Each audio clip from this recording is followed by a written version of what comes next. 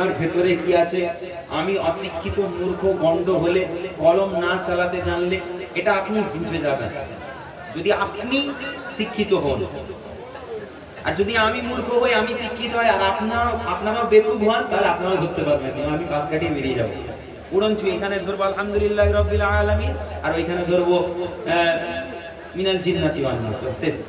বলছে কোরআন কথা হয়ে গেছে। ইনশাআল্লাহ হবে, হবে তো? জেগে আছেন তো? এই মুসলমানের আওয়াজ, এই প্যান্ডেল করেছে, প্যান্ডেল কাঁপবে একদম। আবার চিঙ্গানির মানুষ, আমার দাদা জান সৈয়দ আব্দুর রউফ আল হুসাইনি রাহমাতুল্লাহ আলাইহি, আব্বা বলেন মাঝে মাঝে চিঙ্গানির মানুষগুলো খুব মহব্বত করে আমাকে। এখন আব্বার শরীর অসুস্থ হয়ে গেছে। এই দক্ষিণ বাঁকুড়া জেলা, বিশেষ করে দক্ষিণ বাঁকুড়া জেলাটা প্রচার, শিক্ষার প্রচার প্রসার বলেন, ইসলামের প্রচার প্রসার বলেন, দ্বীনের কাজকর্ম বলেন, দ্বীনের খেদমত, এই দায়িত্বে তিনি ছিলেন। আল্লাহ পাক রব্বুল আলামিন তিনার দ্বারাতে এই এলাকাগুলোতে আল্লাহ পাক ইসলামের একটা বাতি জ্বালিয়েছেন। আল্লাহ জ্বালিয়েছেন। ওনার কোনো ক্ষমতা ছিল না, আল্লাহ ওনাকে পাঠিয়েছেন। যেমন নবীকে আল্লাহ আমাদের জন্য পাঠিয়েছেন, নবীকে আল্লাহ সৃষ্টি করেছেন। যদি আদমকে না সৃষ্টি করতেন, আল্লাহ পাক রব্বুল আলামিন আদম দুনিয়া থেকে আসতো না। আল্লাহ পাঠিয়েছেন প্রথম খলিফা, প্রথম বান্দা, প্রথম মানুষ হিসেবে আমাদের আব্বা জান, সকলের আব্বা জান। তো সেই রকম আর দাদু জান, তিনি এসেছিলেন, আল্লাহ তিনাকে ওয়াসিলা বানিয়ে পাঠিয়েছিলেন। শত শত মানুষ, হাজার হাজার মানুষ এখনো কান্না করে তিনার জন্য। উনি একটা ব্যাগ নিয়ে, সামান্য ব্যাগ নিয়ে চলে আসছে। মাঝে মাঝে গল্পগুলো শুনলে মনে হয় সত্যি গল্পের গরু গাছে উঠছে নাকি। গাড়ি নিয়ে যাচ্ছিল বাবা, 3-3.5 ঘন্টা লেগে যাচ্ছে, 2.5 ঘন্টা 3 ঘন্টা। আর তিনি বলছে স্টেট বাসে উঠেছে, সাইকেলে করে গেছে, মানুষ পালকিতে করে বয়েছে, ওনাকে গরুর গাড়িতে করে নিয়ে গেছে। কঠিন সমস্যার ব্যাপার কি করে হলো? যাক, এ সব কিছু আল্লাহ করিয়েছেন, ঠিক কি না? তিনি মহাব্বত করতেন। আপনাদের প্রতি একটা খাস দোয়া আছে, ওনার খাস দোয়া আছে। আব্বা যান অসুস্থ হলেন, আপনারা গিয়েছিলেন দেখা করতে, আরো কিছু মানুষ যাবেন বলেছিলেন, হয়তো আব্বা নিষেধ করেছে। আল্লাহ ওনাকে এখন আগের থেকে একটু বেটার রেখেছেন, একটু ডেভেলপ হয়েছে, ওনার শারীরিক দিক থেকে একটু ডেভেলপ করেছেন, উনি একটু উন্নত হয়েছেন, চিকিৎসা ভালো জায়গায় ট্রিটমেন্ট হয়েছে, আল্লাহ ঠিক মতো করিয়ে দিয়েছেন। সবই আল্লাহর ইচ্ছে। একটা মানুষ এত তাড়াতাড়ি কিভাবে ট্রিটমেন্ট পায়, আমার দেখা, আমার জীবনের প্রথম দেখা। নিয়ে গেলাম আমাদের ঘাটাল হসপিটাল, সুপার স্পেশালিটি হসপিটালে। ওইখানে আইসিইউতে ওনাকে ট্রান্সফার করলো জেনারেল বেড থেকে। ডাক্তার ইনজেকশন দিল ওনাকে, 30-32 হাজার টাকা দাম ইনজেকশনের। দিল, পুশ করলো। 20 মিনিট পরে ওনার পালস রেট হয় না, শরীরের পালস রেট হয় না, আমাদের শরীরের পালস রেট হয়, পালস হয়, যে পালস রেটটা একটু বাড়লো। নরমাল যখন হলো, ডাক্তার এটা প্রেফার করলো যে আপনারা নিয়ে চলে যান কলকাতায়। আপনার মুকুন্দপুর বলে একটা জায়গা আছে, ওই পিজিতে একটা ভাই থাকে, ডিউটি করেন পিজিতে, কলকাতা পিজিতে। আপনাদের এখানে একটা ছেলে থাকে না, এখানে না পাথরডোবার একজন থাকে, এক ভাই ফোন করেছিল আমাকে।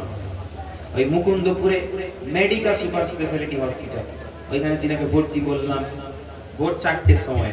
রমজানের মাস, দেখেন রমজানের মাস, ইফতার করিনি ঠিক মতো, আব্বাকে নিয়ে পড়ে আছি। আব্বা রোজা রেখেছে, রোজা ইফতার করবেন 15 মিনিট আগে বাজার গিয়েছেন। আর ওই দিনে আল্লাহর কিসান, ওই দিনে ইফতার মজলিস থাকে, একটা দরবার শরীফে একটা ইফতার মজলিস হয়, মানুষজন আসে।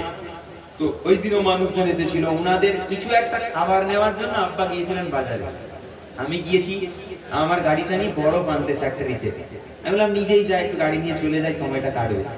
আমি বরফ নিয়ে এসে দেখি আব্বা বাজারে গেছে। কি করতে এসেছেন? বললো খাবার একটু কিনতে এসেছি। তারপরে বাড়িতে এসে পৌঁছালাম, ঠিক দুয়ার হাত তুলবো, খবর এসছে তাড়াতাড়ি যেন আপনার আব্বা যান অসুস্থ। গেলাম, আর আব্বা যান এসে ঠিক ডাক্তার মেডিকেল শপ ছিল একটা, ওইখানে একটা ছেলে ছিল, ওকে বলছে আমাকে একটু তুই ধর, আমার মাথাটা কিরকম ঘোরাচ্ছে আর বুকটা খুব ব্যথা করছে। ও বেচারা বুঝতে পারে, শিক্ষিত ছেলে, তো ডাক্তার এখানে পড়াশোনা করেছে, ও ধরে বসিয়ে মাথায় পানি ঢেলেছে। 20 মিনিট সেন্সলেস হয়ে গেছে মানুষটা। 20 মিনিট ওনার আপনার হৃৎপিণ্ড হয় না আমাদের, পাম্প করে রক্ত, আপনার হার্ট বন্ধ হয়ে গেছে পাম্প করা।